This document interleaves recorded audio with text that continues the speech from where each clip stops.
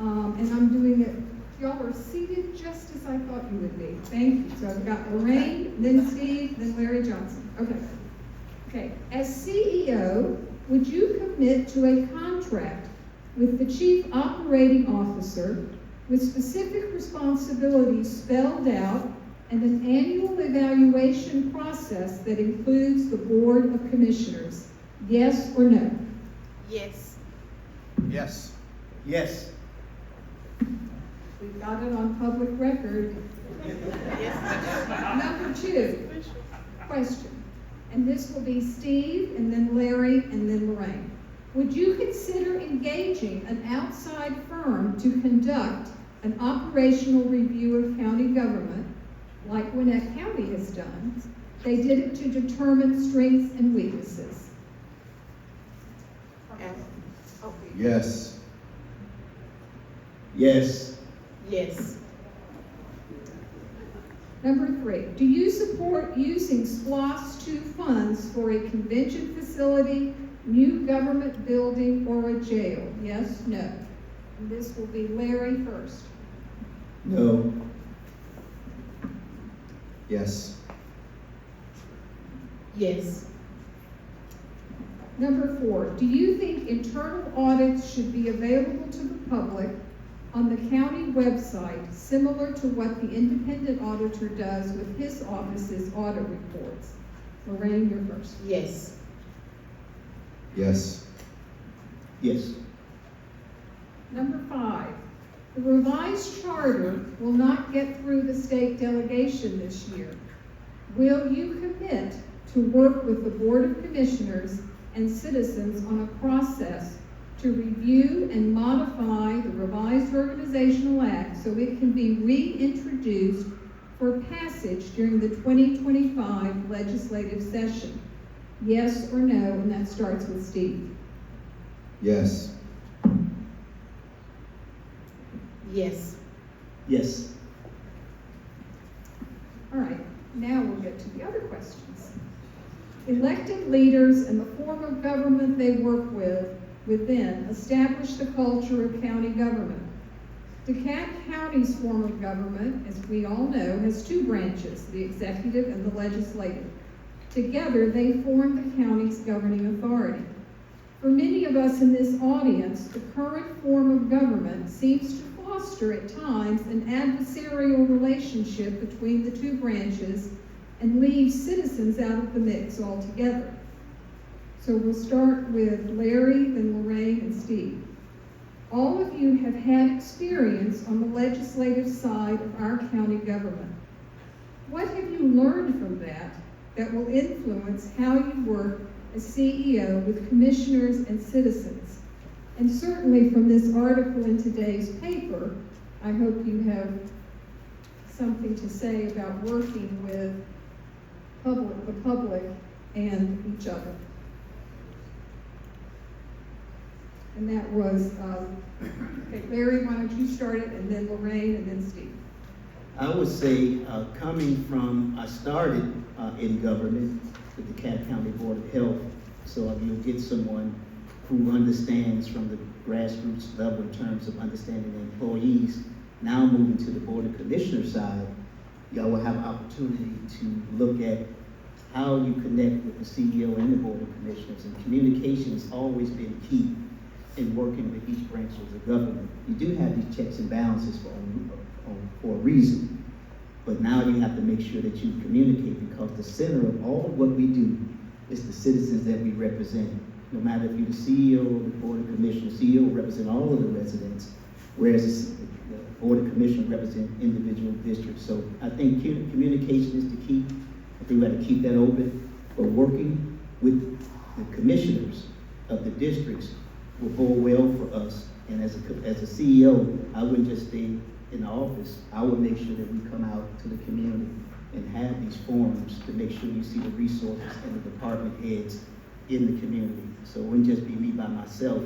I would bring the service folks who do the service delivery directly to the people in this room. I would say, hearing the question as it's posed, as it relates to the executive and legislative branch of government, It all starts with communication, but what I've found is that politics is inherently political. I think we need to go back and start with, as we say, the Organization Act, because the question earlier was directed exactly there. But what I've found during my experience as a commissioner is that we need more control. We need stronger controls of responsibility. Because in government, when you rely on whether it's a top-down approach, unfortunately, we all don't work together and we don't play well in the sandbox. And that has consequences. It has consequences on the outcome for the people that we are here to actually serve. So as a leader, I'm from Alabama, they say, a fish rots from the head. That's where leadership starts. Same place. It all starts with the person who's charged with the responsibility, because they are responsible for creating an organizational culture and ensuring that we work together cohesively and coherently, independent of politics or individual interest. So if we get it right at the top, I believe it will set the culture for the tone of what comes below, and we can remove politics, and we are more concerned, or should be, with the people. All right, first of all, separation of powers is not a novel construct. It's the construct that our federal government is run on, our state government, and many, many local governments have a county executive form of government, so that's not novel. To me, what's more important than how you arrange the boxes on the org chart is who occupies those boxes, and that is ultimately up to the voters. After 8 years on the commission, I think I have a pretty good sense of what a commissioner might want in terms of a relationship with the CEO. And I will tell you this, I will not govern with a 4-vote mentality. Meaning, I lock down my 4 votes for anything I want to get done, and I forget about working with the rest of the commission. I will not operate that way. I will be much more intentional about my relationships with the Board of Commissioners in the macro sense, and with individual commissioners one-on-one. And what I mean by doing that is I will schedule regular one-on-one, either breakfasts, lunches, beer or Kool-Aid after work, whatever people's fancy is, but I think it's important that those one-on-one relationships are established, because it makes governing in the macro sense a whole lot easier when we know each other a little bit better as individuals. So I will be very, very intentional about those relationships. One more thing is I'm going through my budget process. I will be much more inclusive with the Board of Commissioners. I will certainly include whoever the FAB chair is, or Finance Audit and Budget Committee chair, in those deliberations much earlier in the process, and I may expand that to include the entire FAB committee and maybe all 7 commissioners. We'll see how that looks in terms of being practical, but I will definitely be more intentional about involving my governing authority colleagues in the budgeting process while the budget is being formed. Okay, thank you. This will be Lorraine, Steve, and Larry. Other than by our once every 4-year vote, how can we hold you accountable as an elected leader? What type of scorecard or dashboard can we point to in order to determine your progress in meeting the opportunities and challenges facing our county over the next 4 years and the priorities that you establish? Oh, sorry. Okay, as it relates to the report card, once we're elected, and this has been something that I've had to grapple with over the years, it's very unfortunate, but most people are not fully engaged in government.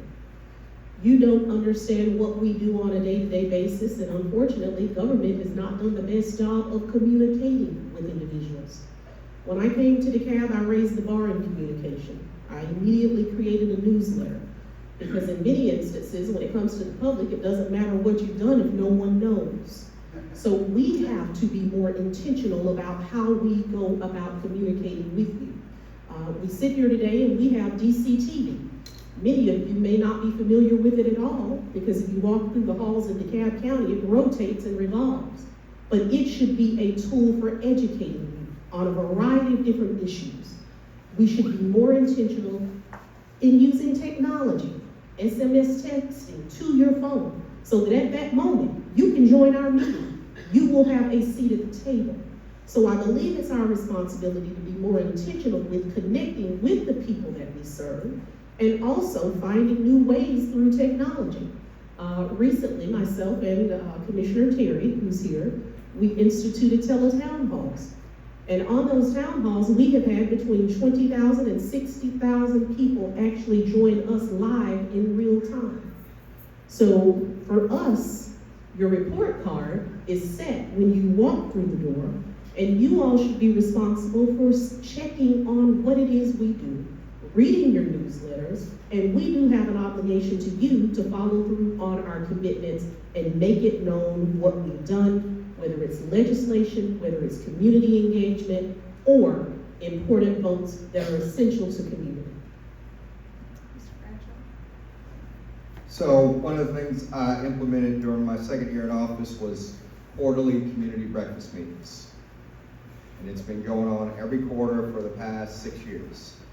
And in those meetings, you know, I have the department heads there, the key department heads, usually a guest speaker, and we go through some things, and then I stand there and I take questions from my constituents for as long as they want to ask them, or until, you know, we get booted out of whatever venue we're in. That's how I transmit information, and that's how I get constant feedback on how we're doing. And I can tell you, people aren't shy about standing up in those meetings and telling me what exactly their displeasure is with me or with anything else that's going on in the county. As CEO, I will continue those regular outreach meetings to the community to make myself accessible to the public. And I will move those around the entire county. So we'll do them in South DeKalb, we'll do them in Central DeKalb, we'll do them in North DeKalb, but I've got no heartburn standing there taking questions, because that's how I will get better.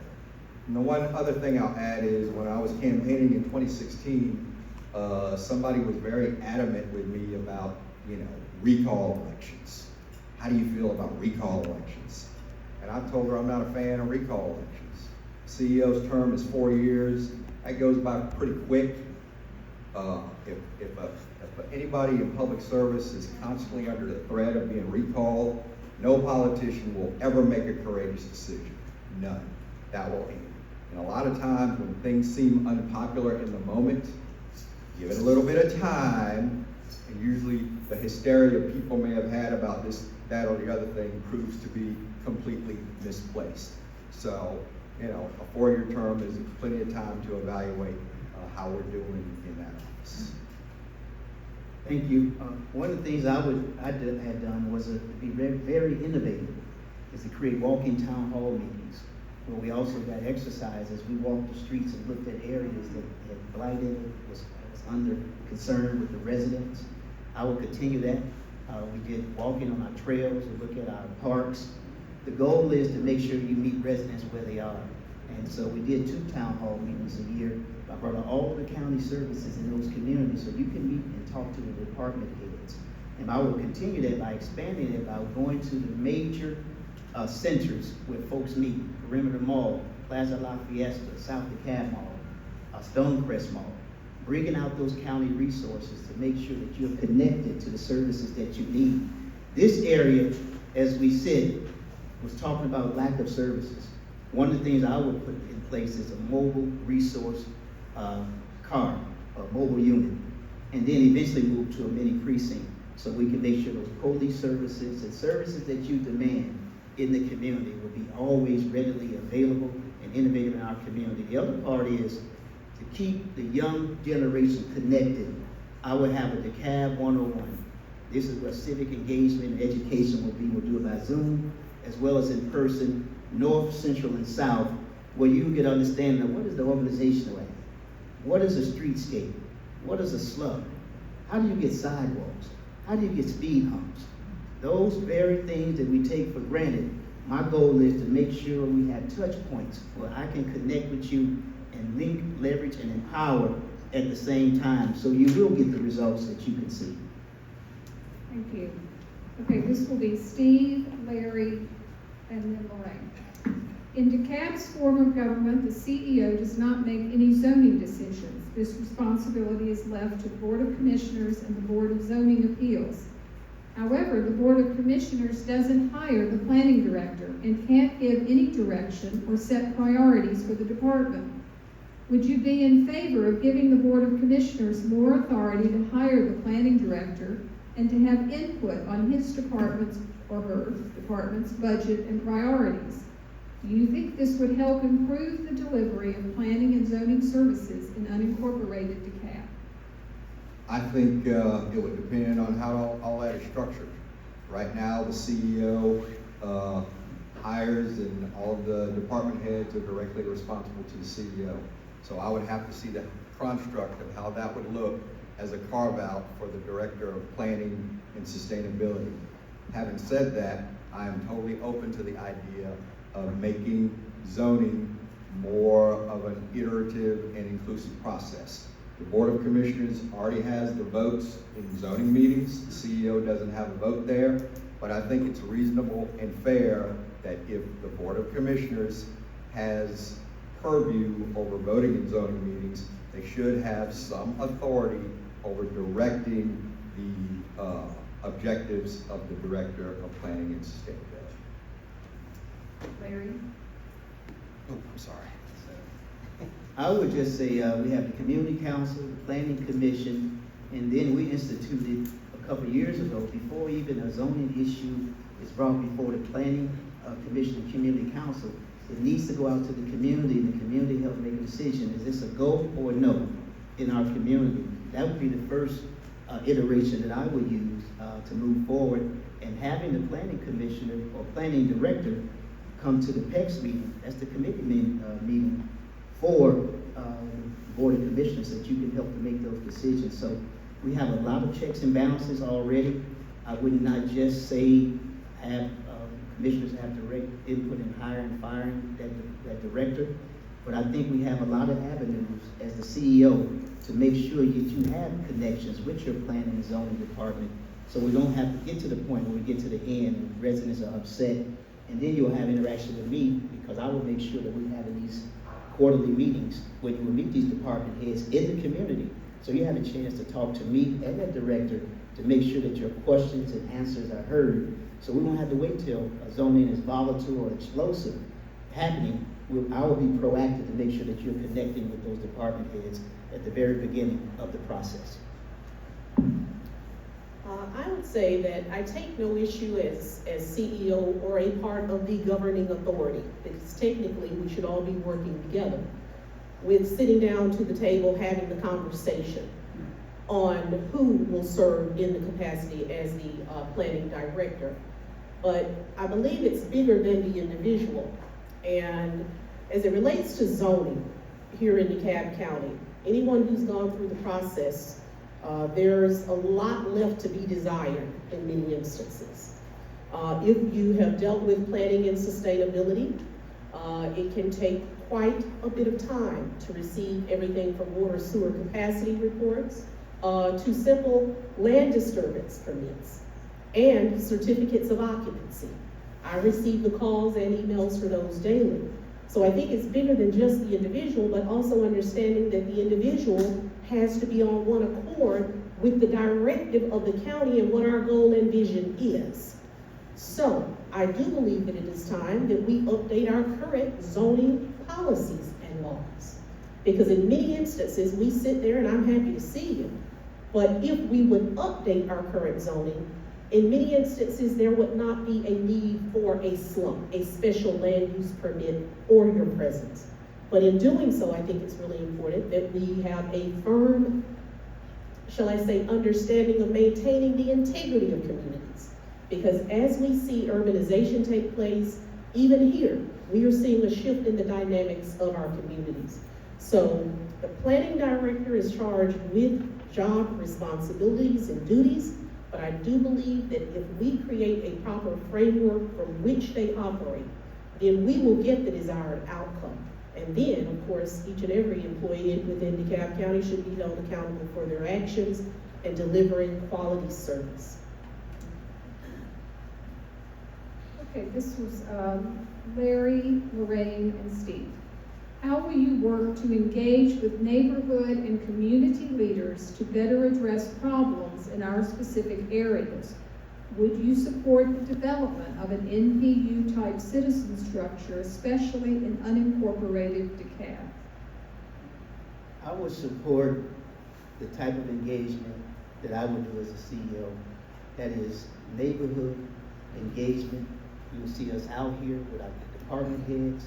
You'll see me in the neighborhoods during the town hall meetings. I'll be at critical points in all of our communities like CAN, bringing the resources to the community. But we won't have to have an NPU because you have the community council, if you're talking about zoning, but you have someone that you can interact with in our community. That's why I think it's important that we have a CEO who has the communication, the connections, and the empowerment tools to make sure that we're linking and leveraging what we have, but making sure we meet you where you are. And so I'm encouraged, I'm inspired. We've been doing it in District 3. We'll continue to do it as the CEO. We'll be relentless in terms of just making sure that when you have crime issues, you will see the CEO, Larry Johnson, out there on the case in the field.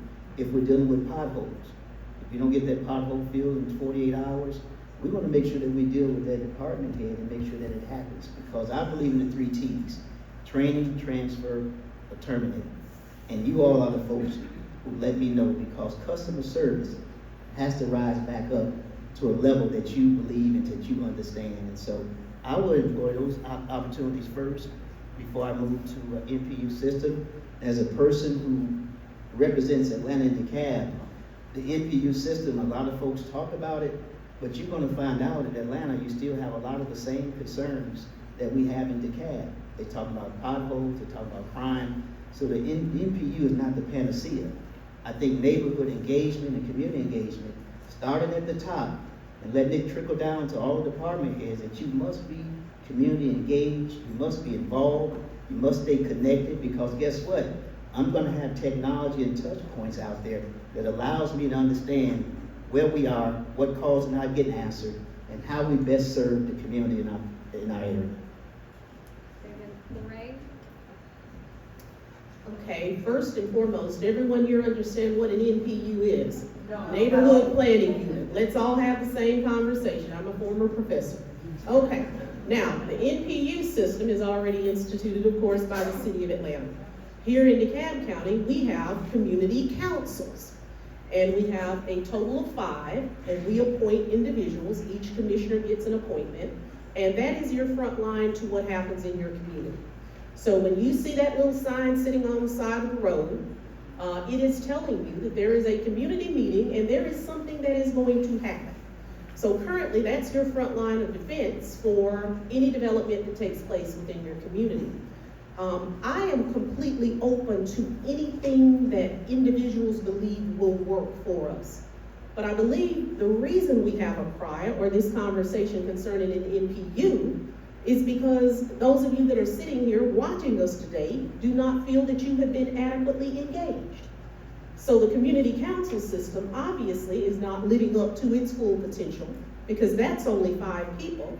So for me, I truly believe the key to getting people engaged and involved focuses more around technology and outreach from DeKalb County as a unit. So when I sit here and I talk about utilizing tools like, of course, DCTV, where we could easily, one of the things that I'm very big on water and infrastructure. We deal with excessive odors at our landfill. Many of you may not realize that it's a byproduct of methane gas, and methane gas is created when you put your fruits and vegetables in your waste basket. So we could easily educate people on how to mitigate that if we utilize the technology that we have and we engage you more thoroughly. So I'm not opposed to NPUs, but I'm more focused on taking the message directly to individuals and you having access through technology, website, and mass communications, because technology is the key to reaching massive amounts of people. So I'm open to anything that's going to make the process better. I won't sit here in this moment and commit myself to the NPU construct. I need to get a little more immersed in it. But community council is the first line of defense. That's what I call it. And there, on the District 4 Community Council, there are 15 people, of which I get to make 11 of those appointments. And I'm very careful, very considerate about trying to spread those appointments in terms of geography around the breadth of my district, so I get the full panoply of perspectives. With regard to communications, I will tell you this, folks aren't shy about letting me know when they're displeased. If there's a pending zoning coming that people don't want, my email, my phone blows up.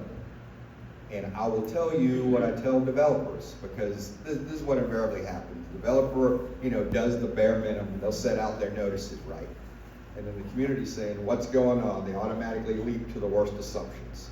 So by the time the community is all riled up, the developer's sitting across the table from me trying to pitch his development, he's looking at me to be his pitch man. And I've told developers a million times, I am not your pitch man. Your job is to get out in front of this before the community is given all this pushback. Now you're behind the 8 ball in terms of communicating. So you're saying your project is so great, but they haven't done the legwork on the front end to get on top of that.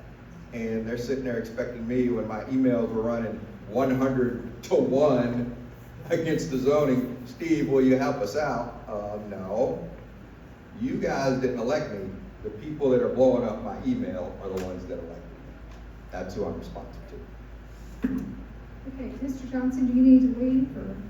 I got 2 more. This is getting good. I got Okay. All right, this will be. 5 more minutes. All right, Steve, Larry, and Lorraine. Previous CEOs have often denied citizen concerns and complaints or diverted public attention from these concerns. How will you lead efforts to improve how departments respond and deal with citizens? How can the administration and Board of Commissioners accumulate data from citizen complaints to respond to concerns, identify patterns in them, and ensure greater departmental accountability? So this is the thing. I think in the macro sense, our customer service is horrible. And I'll tell you why I know that. I have someone in my office whose job is dealing with constituent issues. And I will guarantee you that 80 to 90% of the calls she gets are from a constituent who did not get satisfaction from the department that they tried to call first. To me, that is a service failure, and that is what's got to be corrected. We have to institute the customer service mindset and mentality in DeKalb County. In other words, driving nothing short of a cultural change in how we deliver service to the citizens of DeKalb County. It's everything from, Steve, I won't call out any departments right now. I called the X department. I never got my phone call returned. How many times has that happened? Like a call disappears into the black hole. Or Steve, I did get somebody on the phone, but they were rude as heck to me. How many times has that happened? That is a failure. And I will be responsible for holding my department heads accountable for populating their governments or their departments with folks who are going to execute a customer service mindset. I have a private sector background, military background first, then private sector. I know that time is money. I know that customer satisfaction is important. So maybe at some point we'll actually institute customer satisfaction surveys in DeKalb County, but I'm afraid if we did that right now, they'd be pretty horrible. I don't know who's second. Larry. Thank you. Great question. I think one of the things is we have to enhance. 311 was envisioned to be that customer service link, but 311 has failed us. It's not where it needs to be. It's not where we want it to be. We started out, and I see Ms. Leak in the audience, she was my guru around 311. She helped us to bring that automation to DeKalb. And we were ahead of Atlanta at the time. We put about $19 million in the system. And when we got that system up and running, she would tell you 90% of the calls that came to the Board of Commissioners, which are administrative, had went away because of the 311 system. So one thing I would do is we got to enhance that technology. The other part is just making sure, because like Commissioner Bradshaw said, 90%, 98% of my calls are administrative. Hardware, stray dog, metal pipes. And I retired 2 weeks ago and I'm still getting calls. And my daughter was in the car with me. We were trying to help somebody with a swimming pool and the debt. We already paid for it, but now the county trying to get them to do it again. And she said, Daddy, what is he talking about? I said, this is just a customer service thing that we have to deal with. But I couldn't tell them I'm retired, I have to help them. And so these are the things I would look at and be proactive about. I've already talked to a process improvement person as a past president of NACO, where I had over 300 million Americans. I was responsible for over 3,000 counties. I have seen innovation, promising approaches that I brought back to the county, but have not gotten those implemented. So guess what? I'm gonna have those type of best practices that I can use, that I can call to make sure that we can implement those things in our community. I'm about innovation, I'm about creativity, and I'm a risk taker. I don't mind doing something that's gonna serve and help the folks in this room. I told my staff we only got two things that we have to do: treat people like you wanna be treated, and do your work in excellence. That's the two things that we're gonna guide ourselves by. I can't get the Nordstroms how we do it, but I wanna do as close as we can to make sure that excellence in customer service, to be a world-class system where folks feel like they're getting the service for the dollars that they pay. And I have to leave, but thank you. I got some people here that have a few questions. Thank you. Okay. Thank y'all.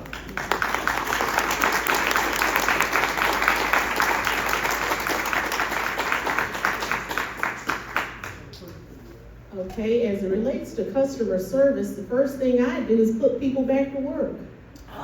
I'm not sure how many of you realize that we're still currently under an executive order that indicates that there is a global pandemic, so many departments have not been called into building. So it's time to bring people back to work, and that'll help with customer service once they're present each and every day to perform their duties in the environment in which they should be. Now, beyond that, we have to take a top-down approach. One thing that I've found when there's a problem around there is when I say, bring me the one who done it, to me.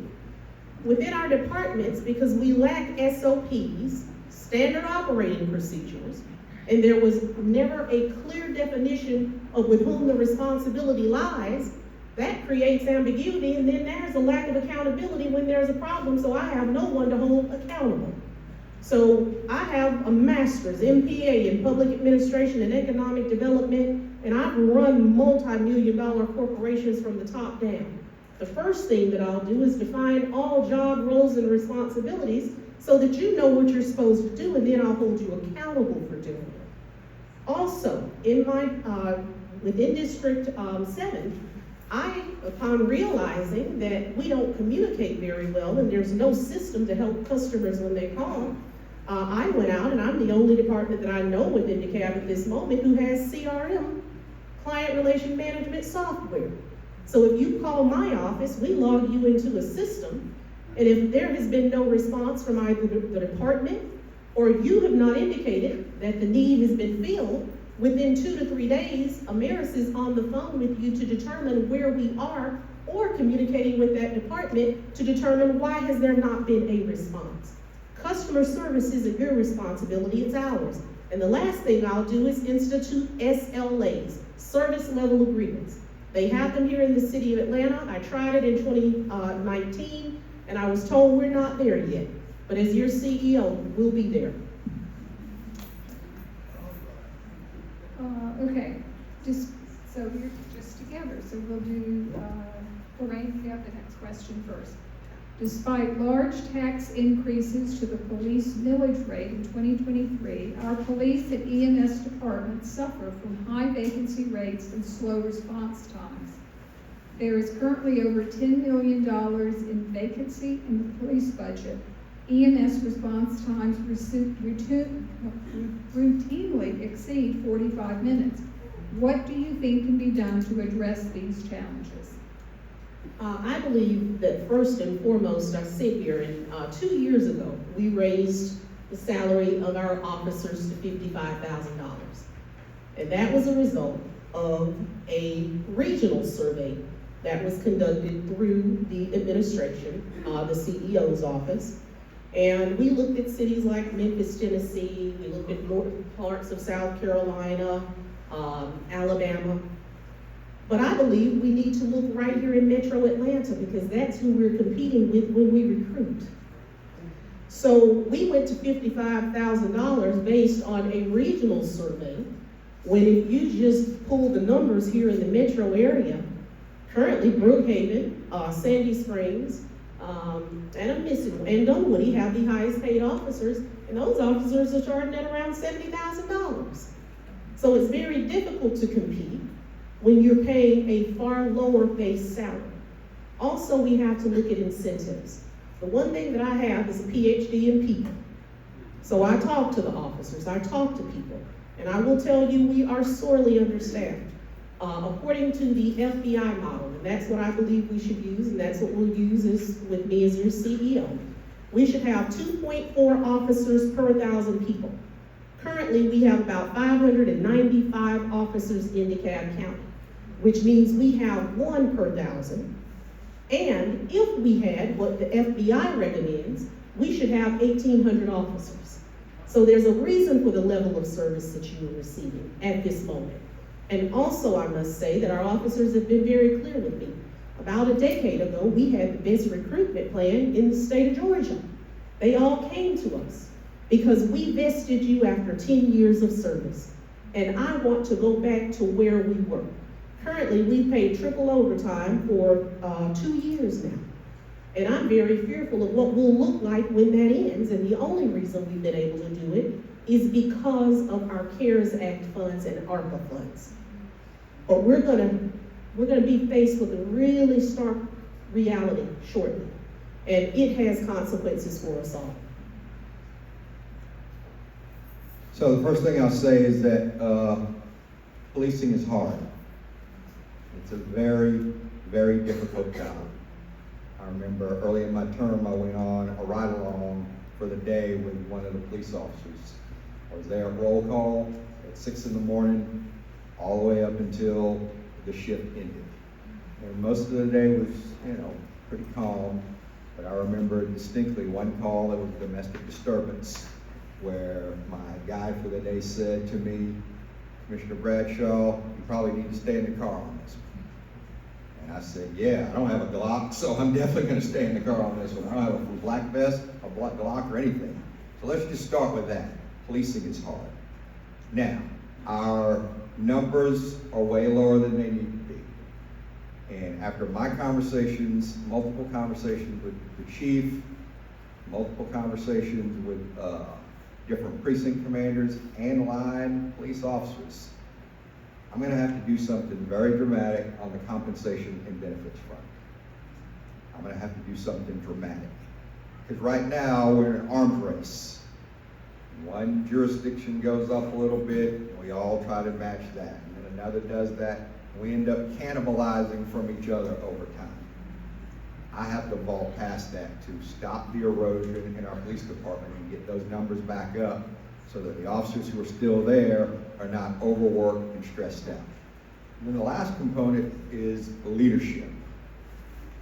Our police officers need to know that they have support from the CEO. They need to know that at the first sign of trouble, I'm not going to throw my police officers under the bus to respond to a few noisy people who get their noses out of joint. Accountability, for sure, but the best way to lose, me as a leader, to lose the support of my officers is to leave them high and dry if something goes sideways. So leadership is definitely a byproduct of that too. Thank you. Traffic and road congestion appear to be obstacles our county faces when considering future growth and development. We're especially concerned with North Druid Hills, Claremont, Briarcliff, and La Vista traffic, and the $3.5 billion of new construction that is occurring over the next few years near I-85. What can you do to get unincorporated DeKalb, Brookhaven, GDOT, and the federal government to create, execute, and fund needed improvement to our area roadways. Mrs. Well, Steve. yes, thanks, Mary. We have to look at the full spectrum of transportation options to get people off the roads. And the major ones are BRT, light rail, and heavy rail. Now, a couple years ago, I had Marta prepare for me just a simple matrix laying out the three of those options side by side in terms of cost, in terms of time. BRT is the cheapest, and if I remember my numbers right, somewhere between 800 million and $1 billion, and we were using one of the arterial routes as the guide. 5 to 7 years. Light rail, 2 to 3 billion, 11 to 15 years. Heavy rail, 6 to 7 billion, 15 to 20 years. So we have to get real with each other about the path that we want to go down. Once we settle on the path, then we can put together the funding to get us there. And I will tell you this, another penny of MARTA sales tax will not do the trick. Not by itself anyway. And I don't think anybody has an appetite for devoting any one penny to any one single project, because there are needs all over DeKalb County. So we have to put together a panoply of funding sources. That penny maybe generates a total of 600 million system-wide. DeKalb's cut of that is maybe 180 to 200 million. That's not 800 million or $1 billion. But we have to figure out which path we want to go down collectively and then put together the funding resources to do it. I'm sorry, Lorraine. I apologize. Okay, I'm gonna go back to the question of what can we do? That's what I heard, and that's what resonates with me. And when we say what can we do, absolutely, we can sit here and talk about BRT, bus rapid transit, we can talk about light rail and heavy rail. But currently, many of you may be aware that we have infrastructure dollars, and when I say infrastructure dollars, at this moment, funds are available on a level that we may never see again as a result of the Infrastructure Act that was passed by Biden with bipartisan support in 2022. Currently, DeKalb County cannot apply for those funds because we have not determined a dedicated course of action and created a dedicated funding source. Because on the federal level, in order to receive those funds, it requires either a 40% match or 60. We do not have a dedicated funding source, so we cannot make application to receive monies to help alleviate the problem that you see on the top end, that you see on the Clifton Corridor, that you see right out here on North Druid Hills. So what I suggest, because we've done enough studies, currently we have a master transit plan that lays out exactly what Commissioner Bradshaw said. I will say to you that on the federal level, there's only 2 heavy rail projects that are being funded. We need to look at a combination of bus rapid transit and light rail. None of these solutions will come quickly, and we are handicapping DeKalb County as elected officials each and every day that we do not come to an agreement so that we can make application to receive the necessary federal funds to alleviate the problems that you see. So as your CEO, I kicked the can down the road, and it didn't get very far because of politics. But I will revisit, and hopefully with 5 commissioners on the ballot, with a group of individuals who understand what the issues are and they're willing to take the actions that are necessary, because I'm the only commissioner that sits here who did not vote for the ratification of the 15th Amendment. There was no need to give MARTA more money when we hadn't been accountable for the 40 years that they'd already received it.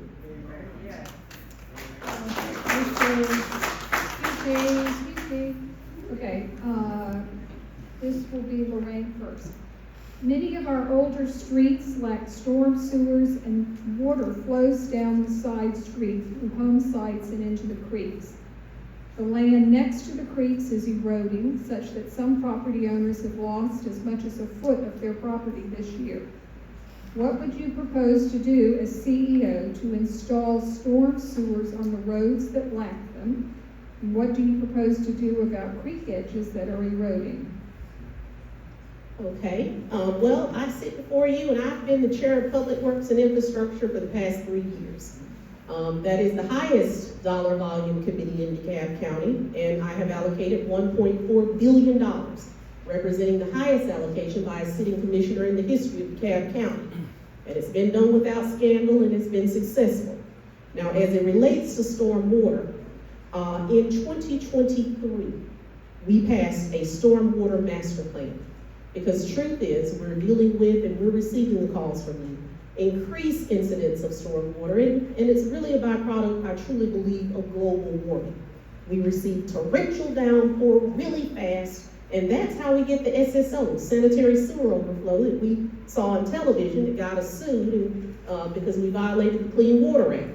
So we're also under a consent decree that requires us to expand, enlarge, and replace our infrastructure after over 40 years of not having a capital improvement plan in place. So this is a very deep problem because now we have to remediate. So we did create, and what I'd like to see, we created a program that allowed people that had water overflow to receive a grant from DeKalb County to assist them with the remediation of the condition. And I truly propose that we do that. But it has to be done very carefully. Because once the stormwater master plan comes in, then we will set about prioritizing the work to be done in our communities, because many of you are dealing with excessive stormwater. So, great work has been done. This is not a question that I can answer in 3 minutes, because we have to also talk about Snapfinger wastewater treatment. And that basin, because it was the worst in the county, and that's where we had the bulk of our sanitary sewer overflow. But you're seeing less of that. But the stormwater master plan that came out of the committee that I chaired is definitely going to be essential to determining how we go about rectifying the problem, and it's going to require major investment. So I'd say WIFI and GPA loans would also be important. Water Infrastructure Finance Investment Act loans. All right, thank you. So, number one, we need to fully execute stormwater master plan. We need to execute it. Can we go back? The funding, I'm gonna make sure the funding is in place that we do that. But here's the thing, our infrastructure is old. Our infrastructure is just plain old. Now, we're under a consent decree modification.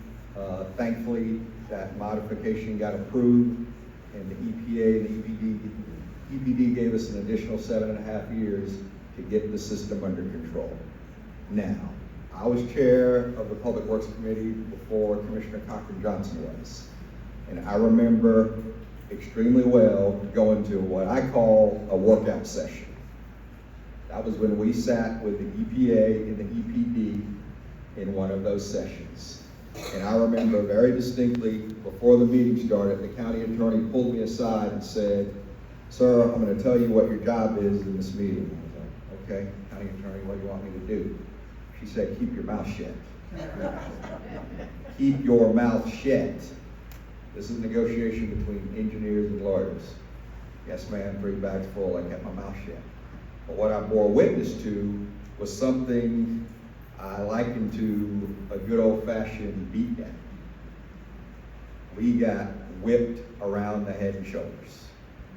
It was a sight to witness. I was sweating by the time I got out of there. They weren't even aiming their questions at me.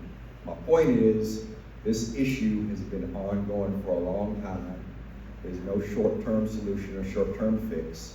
The progress that we've made in recent years, we've made some progress. The SSOs are down, but they still happen, which means that the system is not where it needs to be. So we need to make sure we're executing on all phases of the consent decree, making sure we're meeting the deadlines, the gates that have been established in the modification, so that over time we get the system back up to speed and back up to par. Okay, we'll take the next question, Steve. Since the onset of the pandemic, the administrative staff has been working from home and is no longer accessible by phone or direct email. Do you plan to have staff return to their offices? And will you make the administrative staff available to residents and businesses by phone and direct email like other counties throughout the metro area? Yes and yes. I mean, people need to be back at work. Now, I said that rather blithely.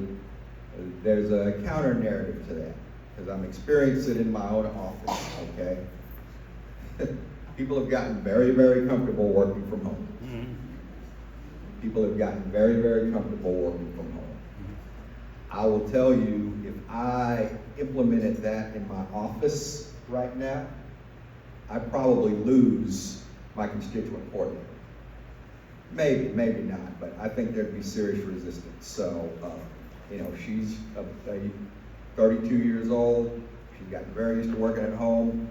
She can do what I need her to do from home, but most departments can't. So yeah, I will definitely bring them back to work. That is long overdue, long overdue. People need to be accessible to the people that we're serving, which are the citizens of DeKalb County. But we should all be cognizant that we are in a different place. The world of work in the macro sense will never be what it was. We will never go back to that.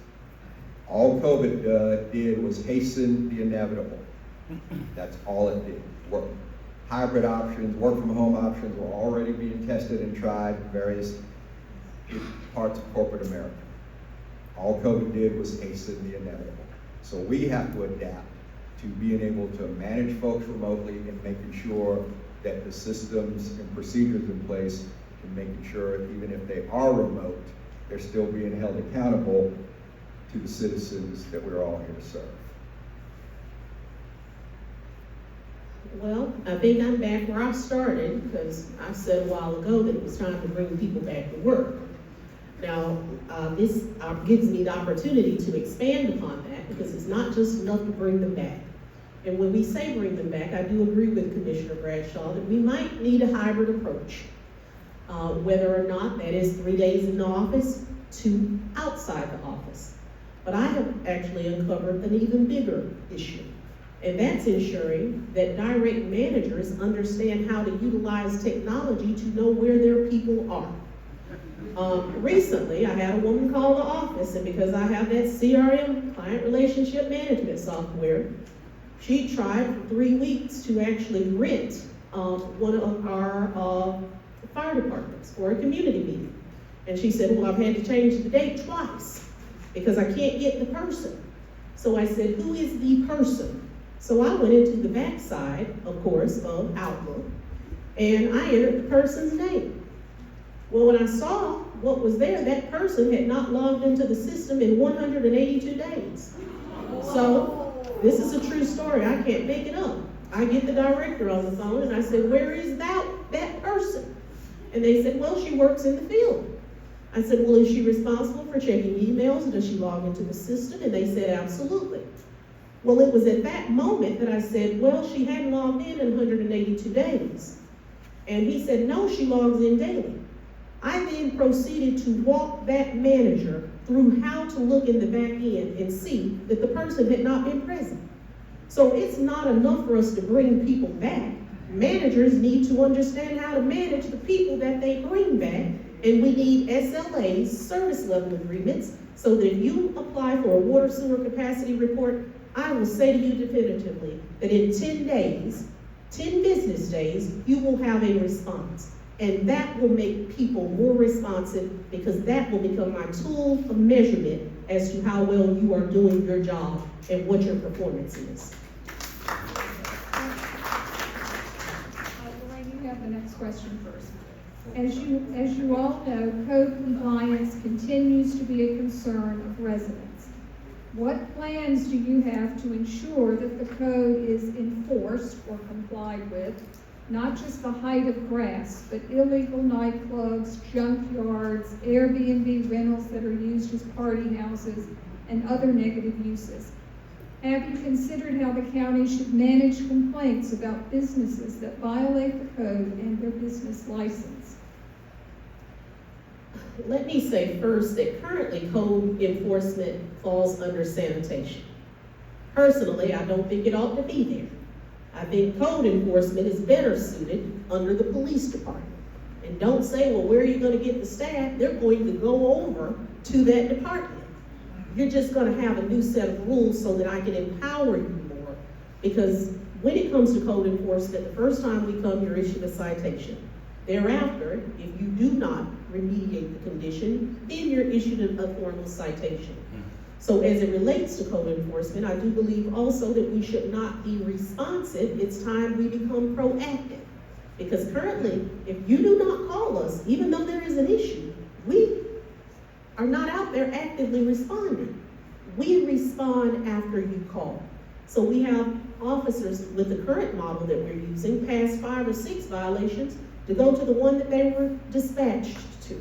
So first and foremost, we have to change that. As it relates to the enforcement of nightclubs, illicit activity, and some of the things that I've experienced in the community, I do think that we need to have a greater conversation with our entire judicial body.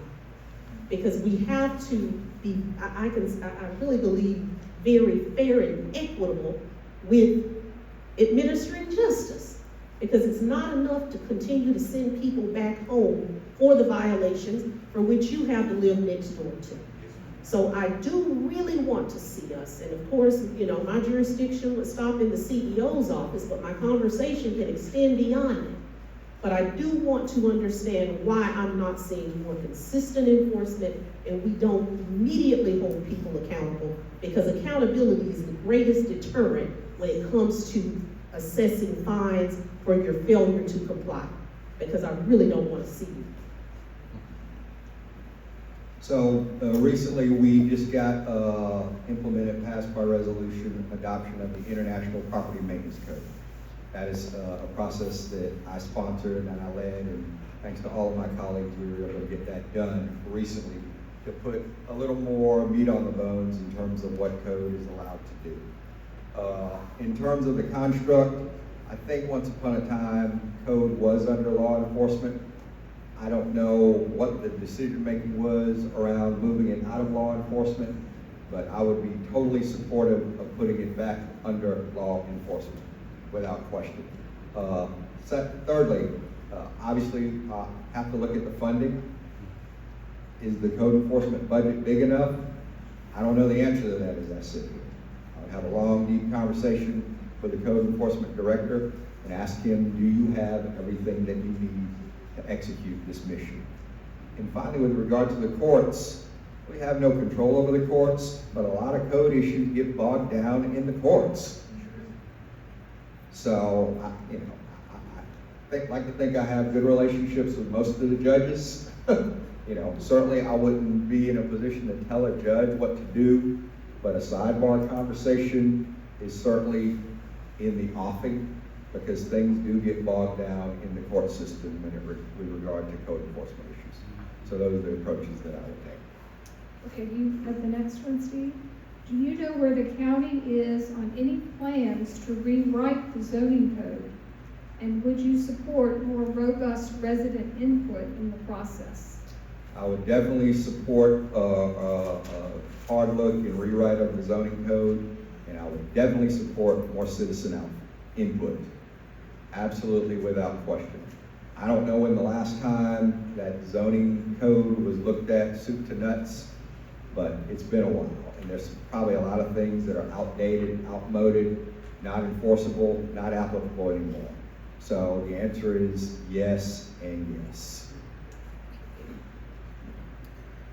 I'll go direct to the point of where we are with the rewrite of the zoning code. It's been well over a decade, and with the changes that we see in our communities, that is why earlier I said that, it's a combination. It's not just about who we hire as a director of planning and sustainability. It's about the tool from which they work. So without a doubt, it's time that we update the current code. And I do believe that we should have, as a matter of good practice, we should be updating and revisiting that code every 5 years. Shouldn't take 10 years for us to do so. When it comes to zoning and moving things along in a fair and decent way, we're seeing communities change. You're seeing more requests for ADUs, auxiliary dwelling units. We recently passed a cottage ordinance, and people are very concerned about maintaining the integrity of their communities. So zoning is the key to achieving that. So I would definitely, want community input, because we have to understand our historic districts, how to ensure that they're preserved, and that the integrity of communities do not change as we set about zoning, but also understanding that traditional communities are changing, and there is a need for a greater diversity in housing types. Because what we enjoy, the single-family R100s, many of our constituents, and particularly younger Americans, they look for a totally different product. Some citizens are concerned about how the administration engages the public and the very limited time allotted for public comments on such items as zoning matters, the budget, the setting of millage rates. What are your thoughts about reworking the system for better receiving and responding to resident input on zoning cases?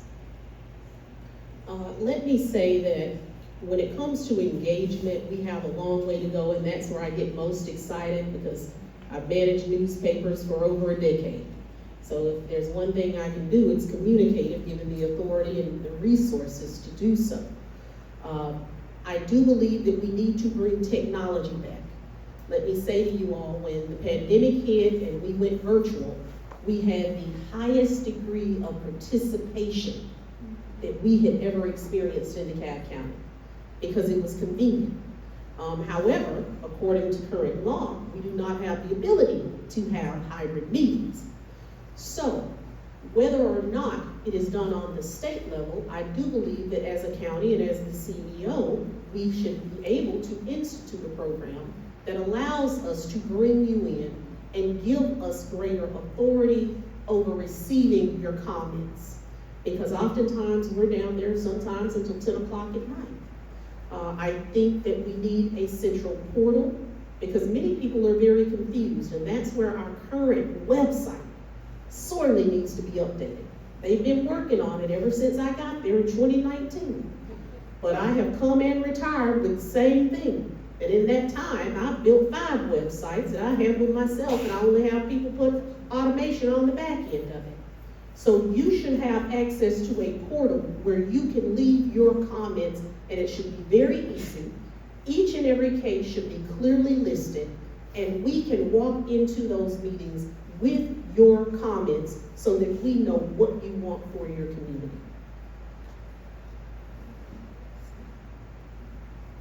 So recently, I sponsored a resolution to expand the time for public comment for our budget process. That was something that I did very recently. Wasn't a massive change, but it was a change nonetheless at the margins to make that comment period more expanded for budget issues.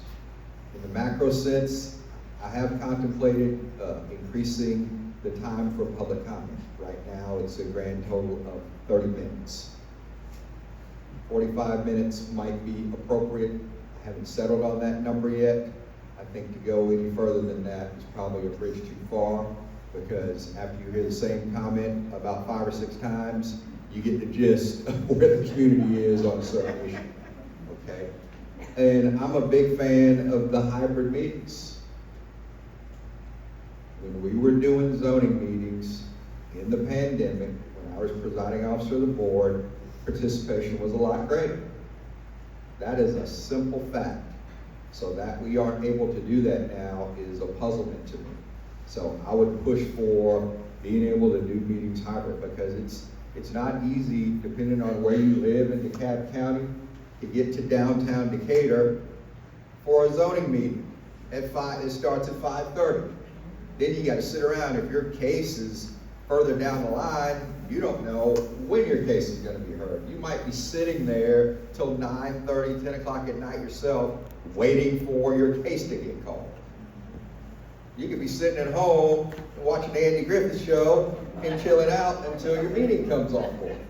So I'm a big fan of the hybrid, and I would push to moving back to that. Okay, Steve, you have the next question. Will your administration end the practice of issuing press releases that attempt to divert public attention from negative news?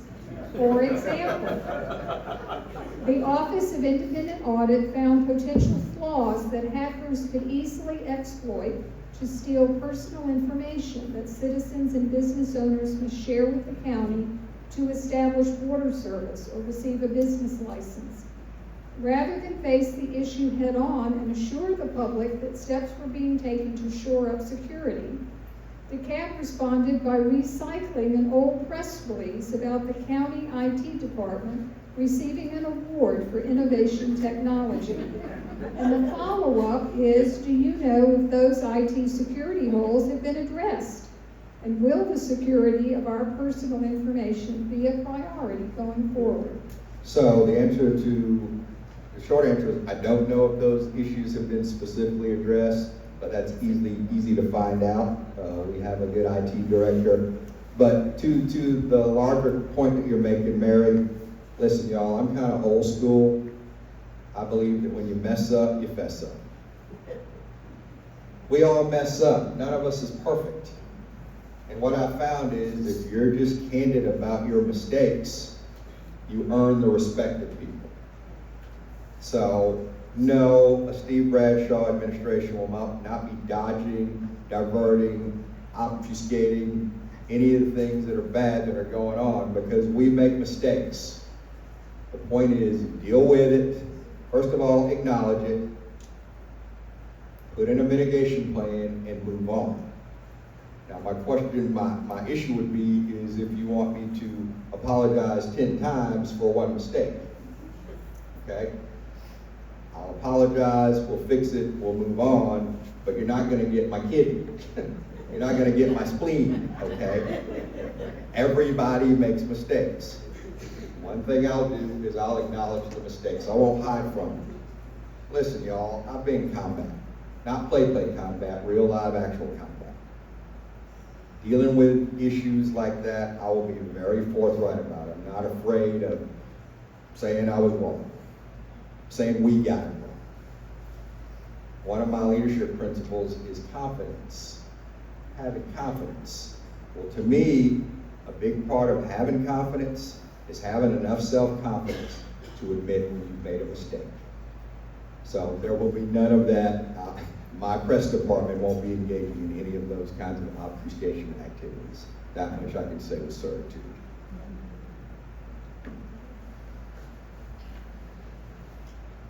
Well, interesting that you brought that up. I will say that first and foremost, all audits should be public records. I'm going back to, because really the question is about transparency. And I must sit here and tell you, if you're not a part of the solution, you're a part of the problem. And I have seen more bobbing and weaving around issues that just require someone to stand up and be forthright. Just tell people what's going on. It's interesting that you brought this in, because I don't know how many of you read the AJC on a regular basis, but you may be familiar with this article, because it goes right to the point of what was just said. You know, when I came onto the Board of Commissioners, I had no expectations. I truly did not expect to sit here before you. I got angry and I ran for office because my car was stolen just yards from in front of my home. That's where it all started, if this was a Hallmark story.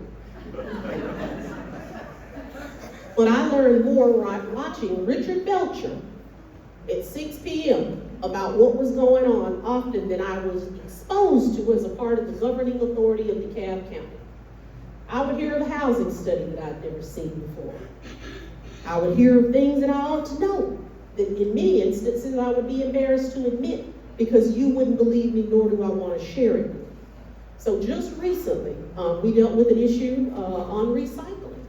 And the math wasn't math, that is my exact word. That's what I was quoted as saying in the AJC.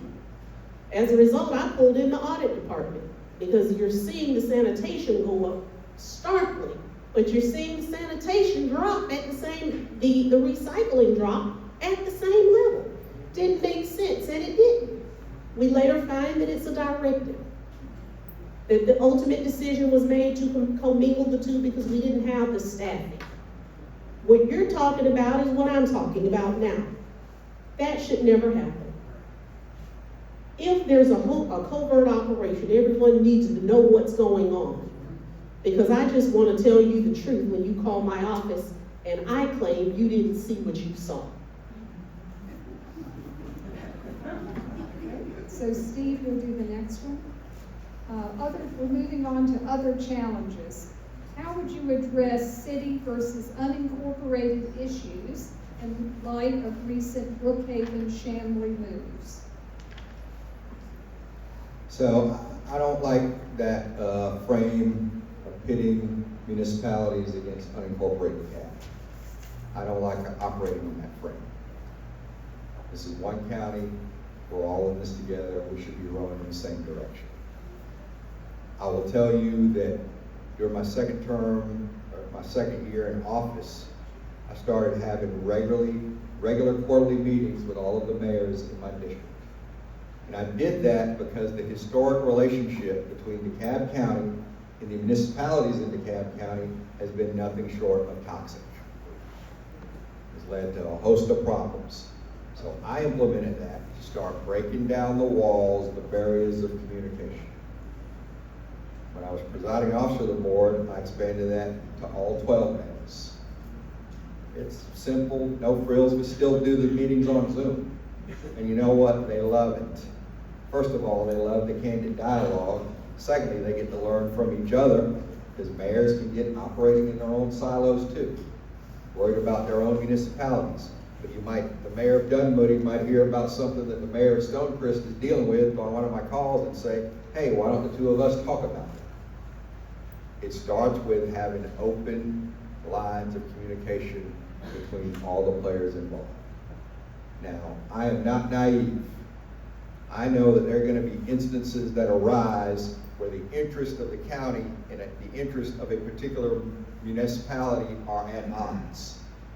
My posture is, if the start point is here, because you don't know me, I don't know you, we don't have any kind of relationship out of the construct of this issue that we're dealing with, it's really hard to bridge this without going to the mattresses. If our start point is here, because we've built a relationship over time, it's easier to bridge that. And then we can start to mitigate some of these issues that come up with regard to annexations and incorporations. I've had candid conversations with most of the mayors about all of the above. They're clear in my position, and we just need to sit at a table and get there together about what the contours of DeKalb County are going to look like in the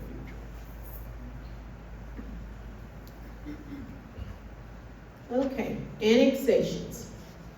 I don't know how many of you attended the Emory Forum, but I'm going to make the same announcement here I made there. The cure to cityhood is good local government.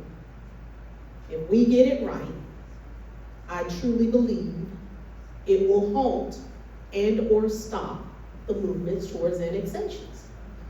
People simply want good government. They want delivery of services. And when they don't feel they're receiving what they deserve, they look for other options.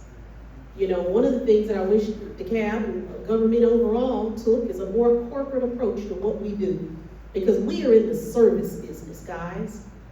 We deliver a service and you pay for it and you expect it to be a good service. I've never had a single constituent say to me, Lorraine, we don't want to pay you. You just say, I want you to deliver what you promised. I expect that my sanitation is picked up. So I don't have a problem. You know, you're familiar with the annexations recently, Brookhaven and then Shamley. And, you know, on the night we had the Emory meeting, there was another group sitting over in a different community trying to form. And I'm not angry with them for wanting more. I want us to get it right. And I truly believe it will take care of the issue. As it relates to all of our municipalities, of course, we have 12. And I have great relationships with them. When I came in, I brought together all of the mayors that were within my footprint. And we started the dialogue, we have the annual meetings, and it's also very important that we have an intergovernmental liaison, and that's what I will create as your CEO.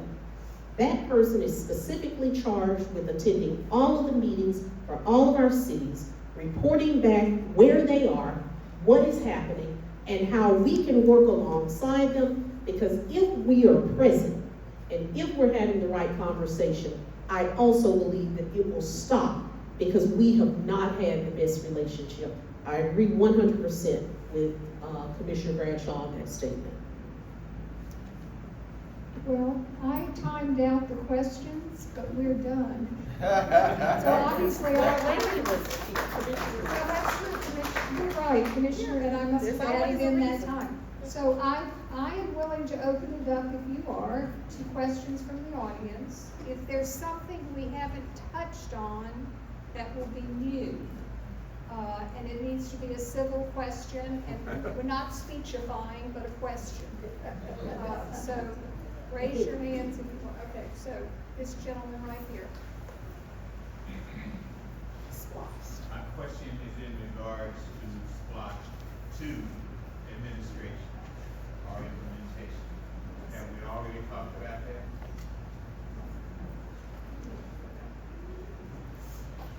My question for both of you, I do want both of you to respond. This context, fair and equal treatment is the standard for Splotch 2 implementation. It takes the form of giving city residents a per capita distribution of revenue dedicated for the city. And it also gives them their own Splotch 2 oversight group.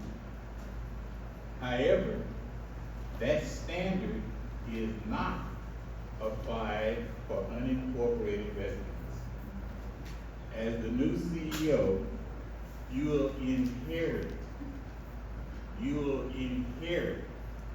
whatever Splotch 2 provisions that will be put in place as of April 1st, 2 weeks from now. The question is, are you willing to immediately call on the Board of Commissioners to give Central and South DeKalb residents their per capita allocation of the county's Splotch distribution? And are you willing to expand participation on the oversight group so that we can have more transparency, more accountability, and greater cooperation?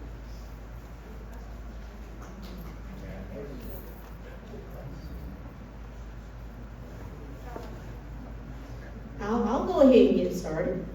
Let me say, because I want folks to understand, and I appreciate the question. All of our SPLOST dollars is like a pie. Well, this is how I'm going to explain it. And once you get the pie, everybody gets a pro rata distribution. And that pro rata distribution is based on the latest census data.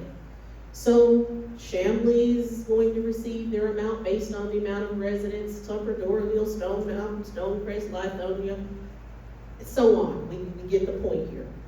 So based upon what we do, South and Central DeKalb is receiving a pro rata distribution.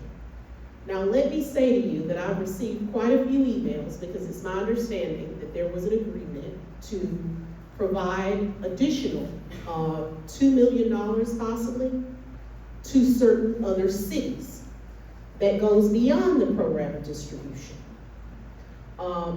It is not written in this document. However, if you speak with certain mayors, that's what was said. Now, I see some items here that are not earmarked. And when I say earmarked, it's a real broad category, so maybe that's where it is. But based on census data, South and Central DeKalb is already receiving their pro rata distribution.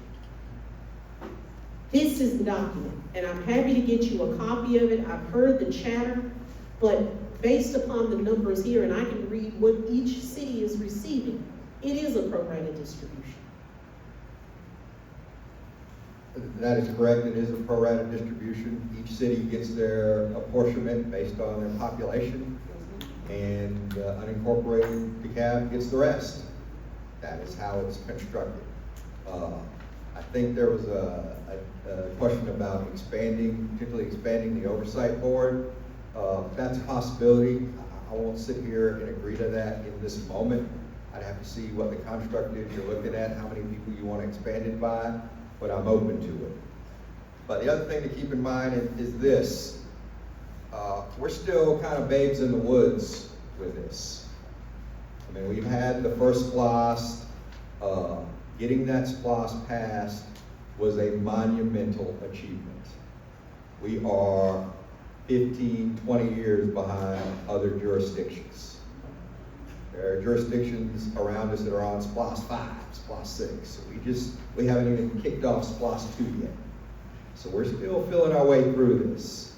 But I will tell you, it would not have happened without leadership from the CEO's office and participation of all of the municipalities. It would not have happened. It's been tried before, it's failed before, it would not happen. SPLOST 2 was a much lighter lift because now the cities have a revenue source that they've never had before to do things that they want to do. Now that we're on this path, every iteration we should get a little bit better at it, a little bit more precise, a little bit more refined about how we manage and disperse those funds. But I was happy to be a proponent of SPLOST 1, happy to be a proponent of SPLOST 2, grateful to the municipalities that gave their assent, and we will get better and better as time goes on in executing the SPLOST. But it's a revenue source that we all appreciate and that we need. And can I ask, I've lost SPLOST 2. I mean, I knew about it in the beginning, went through the voting process, but there is not yet a defined list, right, of what SPLOST 2 is going to be used for. We've got a macro county project list that breaks it down by different categories. We've got public safety as a broad category, and I'm looking at my cheat sheet because I don't keep these numbers memorized in my head. But and this is just for the unincorporated. It's 91, a little over 91 million. Transportation, 254 million. Multi-government, recreation, and community purposes, 83 million. Capital outlay projects owned by the county, 66 million. So those are the basic categories, but there is some latitude within there in terms of how we execute and distribute those funds. So this is the basic outline for it. And I will send it to you and let me. And anybody who wants a copy of that, I can get it to you. Than that, okay. Ma'am, I don't want to get into a discussion now, but it's important to know that the cities get their per capita distribution. Unincorporated, DeKalb is different. We get the lump sum. Central DeKalb and South DeKalb are included as one bucket pocket barrel of money, out of which all of the unincorporated projects are paid for. So there's a clear difference between what the cities get and what we in unincorporated DeKalb get.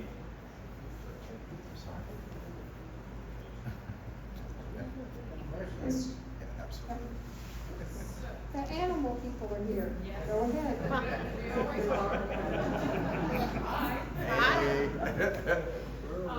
So, candidates, I would be interested to hear from both of you, what commitments you will make as CEO to resolve the problems we have with an overpopulation of animals in our county, the danger that results from loose animals, and the ongoing euthanasia of perfectly adoptable pets that's happening every day.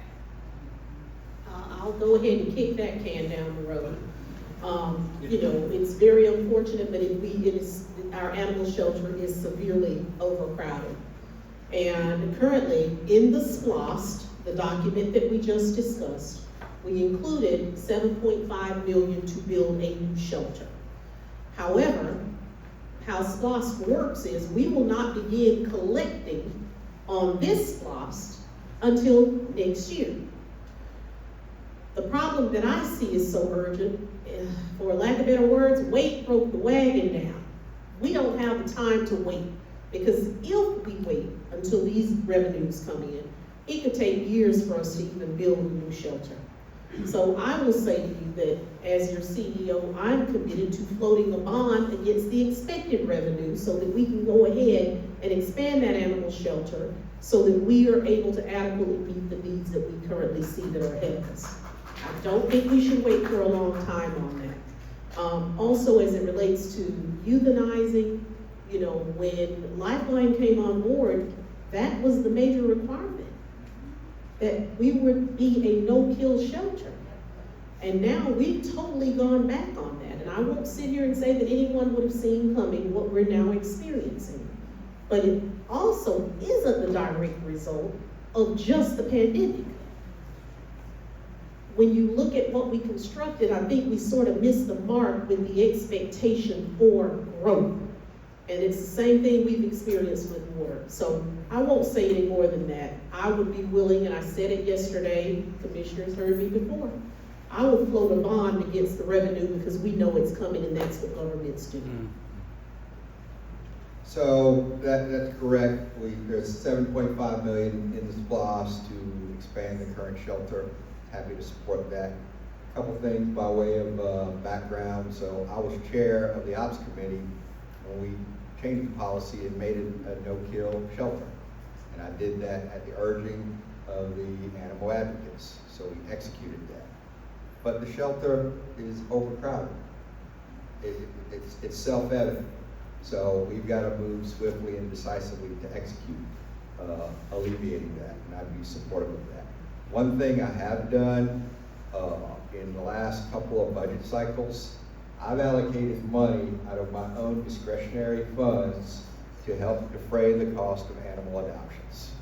In the last 2 budget cycles, I think I've allocated $50,000 or $60,000 each. So if somebody wanted to adopt an animal and could not necessarily afford to pay for it, if they were able to adopt that animal for free, then they can thank Steve Bradshaw for putting down the money to help do that. It's a small step forward, but it's a step forward nonetheless. And I'm certainly in favor of the 5 goals that the animal advocacy group have advocated. I've been having a series of back and forth with you, Andrea, on that in terms of helping to prioritize those in case I can't execute all 5 at the same time to everybody's satisfaction. But the dialogue is open, it's always been open. And then the last thing I'll say is at my upcoming quarterly and 4th community breakfast meeting at the end of April, we'll have the folks from the animal shelter there to talk to my constituents about chipping and to talk about spade and neutering. They will be the headliners at my next quarterly and the 4th community breakfast meeting. Commissioner Spears, do you want to say something about the state of the? I was just about to go there because I didn't yield my time. Yes. Yes. Yeah, Michelle can speak to that. Hello, everybody. My name is Michelle Spears. I'm the District 2 Commissioner. I am super excited to announce that we are hosting our very first State of DeKalb Animals event on Wednesday, April 10th at the historic courthouse on Decatur Square. The time is 10:30 a.m., doors open, and we'll wrap up about 1 o'clock and have a book signing with Dr. Gregory Burns, who's written 2 books on how dogs think. Pretty cool, right? Haven't we all asked ourselves that question at one point? And so we would love for you guys to join us. We're about 2/3 full of registration so far. If you'd like to come though, please go to michellellongspears.com and register. Thank you very much for this. And if I might, let me just add that we, myself and Commissioner Long Spears, actually co-wrote the backdoor breeding ordinance because I like policy. And also, we called for a mandatory external audit. And that was actually written as a resolution as a result of the issues that we see. Let's do 2 more questions, and my feet are getting tired. So, Steve? I've been hearing over and over again about this being the second squash, but that's not actually accurate. We, we had Splosh, it was called Host, in which 75% of the money went towards property tax relief, and about 25% of the money went towards projects throughout the county. The county made a bad decision at that time. And I believe what the gentleman over there is referring to is that unincorporated DeKalb is paying for fire, police, additional fire stations, sanitation, and all of that work gets done throughout the county, not through every city, but through most of the cities. And I don't see the county asking the cities for a certain percentage of their splosh funds to go towards countywide projects. Is there a possible solution to that? Thank you.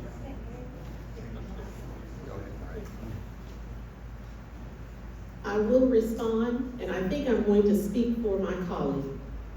Ask for the program of distribution, because we have to spread everything equally here. I will say that oftentimes DeKalb County becomes the safety net for the cities. We had one city that wanted to acquire their water, stormwater, and after receiving it, that's when I guess they realized we had operated it for 3 years at a $10 million deficit. So now you got it, and you've got to figure out how you're going to fund it. But they were back at the door to say, well, we were very concerned. We don't want to see our residents see 2 bills from DeKalb, 2 different line items. Well, now you got it, it's yours. Now you have the tough decisions. Mm-hmm. So truly, DeKalb as a county, we do bear more responsibility in many instances. And it's the way it's been done, but it isn't the way it should be. Nothing at all against my cities, I love them all. But when you assume the responsibility, then, often I don't know if y'all know, but you only have to choose 3 items, 3 services that you provide. And often the low-hanging fruit, the easiest things is parks and recreation, zoning, and code enforcement. Those are the easiest things to provide. Why don't you try sanitation? See how far that gets. That's right. Why don't cherry pick? Go ahead and be big, grow on up and take it all. But that's just not gonna happen. So I would say that we should be asking Mr. Finney for that portion, and that's a conversation I'd love to have with the cities, not to beat anyone up, but to be equitable, because we need our money too.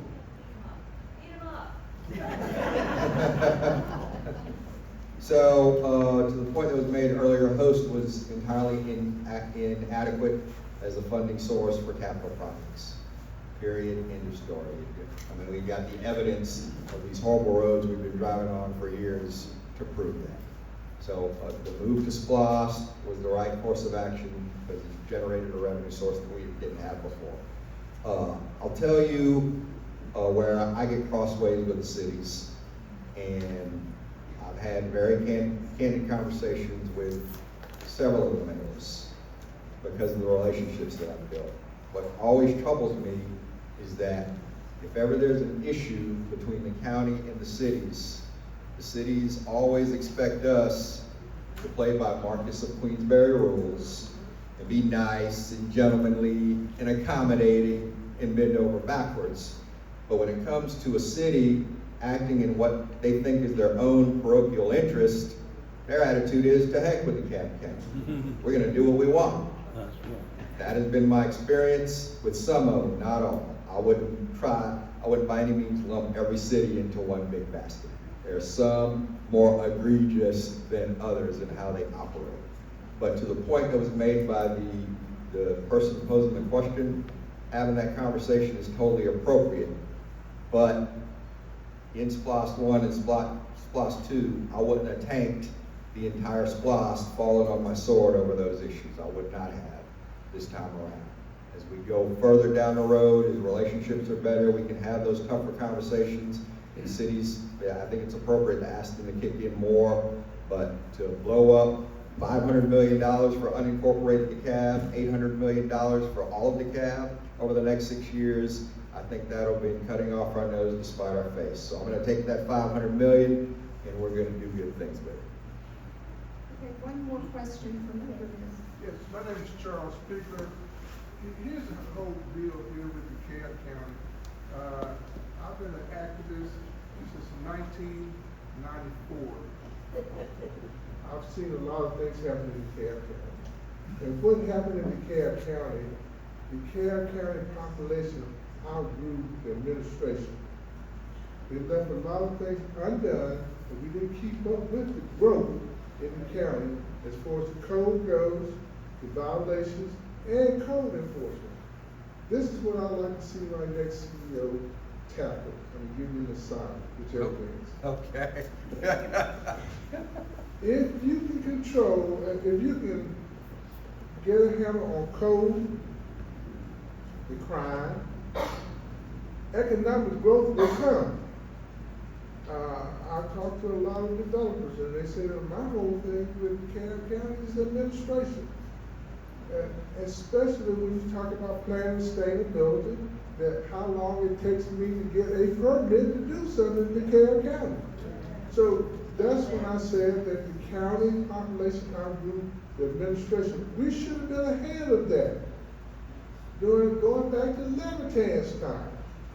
Everything just fell off the table after Levitan time. So we need to get back there and we would not have had these rebellions, I should call them, that would decide that they want to control their own destination because we was not accommodated. Wait, that's it, sorry. Okay, no, that's it. I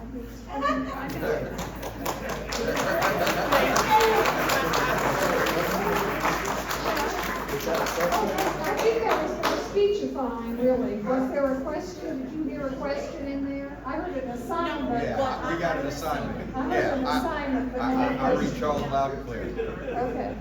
All right. So thank you all for coming. We appreciate it. There will be, Jim may have. Oh, I'm sorry, yes. Can we give them just a few minutes wrap-up time? Sorry. As I say, my feet are hurting. Okay. What's your preference? We good? Yeah, She I think thinks we're they're good. good. Okay. She respects my feet. Thank you. Okay. Well, I Thank you all. think we're fortunate to Thank you all for being have here. this